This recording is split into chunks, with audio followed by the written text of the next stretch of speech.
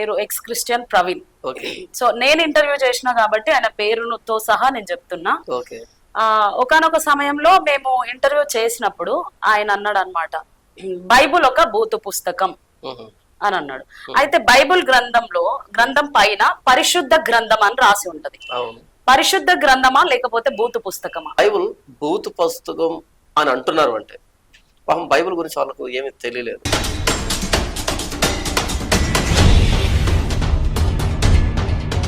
యేసుక్రీస్తు